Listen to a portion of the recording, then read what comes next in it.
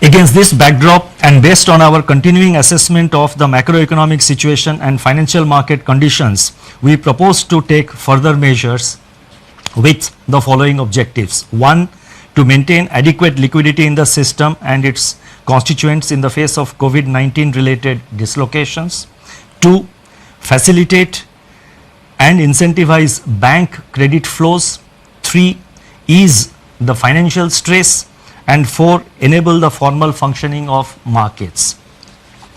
The first set of measures relate to liquidity management. The RBI has moved in a calibrated fashion to ensure conducive financial conditions and normalcy in the functioning of financial markets and institutions. The initial efforts to provide adequate system level liquidity are reflected in sizable net absorptions under the reverse repo operations. With this achieved, the RBI has undertaken measures to target liquidity provision to sectors and entities which are experiencing liquidity constraints and or hindrances to market access. That is, they have a difficulty in accessing the market and they have difficulty of having adequate liquidity with them. LTROs, that is long term repo operations, which we have undertaken. So these were meant to ensure adequate liquidity at longer end of the curve, longer end of the yield curve.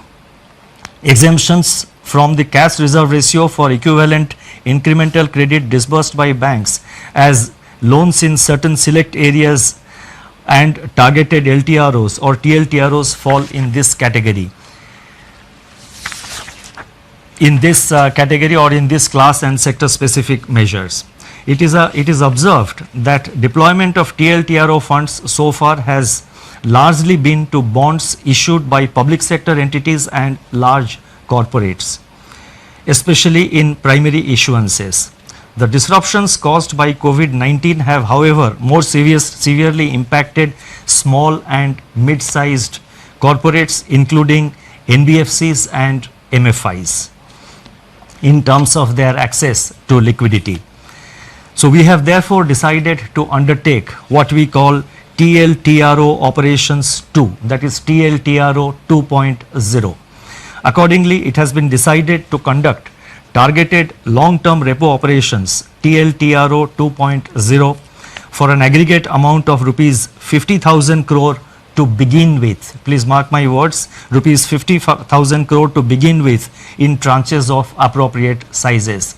Based on our assessment of the evolving situation and based on the pattern of utilization of this 50,000 crore by the market and in the market, it is always open for RBI to step up this amount beyond 50,000 crores as per requirement or as may be necessary to see that various segments of the market, various segments of the the MFIs, the NBFCs and other institutions in terms of liquidity, they remain well lubricated. The funds availed by the banks under TLTRO 2.0 should be invested in investment grade bonds, commercial paper and non-convertible debentures of NBFCs with at least 50% of the total amount availed going to small and mid-sized NBFCs and MFIs. So therefore, the emphasis will be to see that there is adequate flow to the mid-size and the small NBFCs as well as to the MFIs. The guidelines in this regard will spell out the relevant details. These investments have to be made within 1 month of the availment of liquidity from RBI, as in the case of the earlier TLTRO auctions which have been conducted so far. Investments made by banks under this facility will be classified as held to maturity HTM even in excess of 25% of total investment permitted to be included in HTM portfolio. Exposures under this facility are also not to be reckoned under the large exposure framework.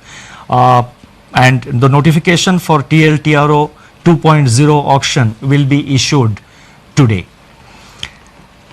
The next announcement relates to refinancing facilities for all India financial institutions like NABARD, SIDBI and the National Housing Bank. All India financial institutions such as NABARD, SIDBI and National Housing Bank play an important role in meeting the long-term funding requirements of agriculture and the rural sector, small industries,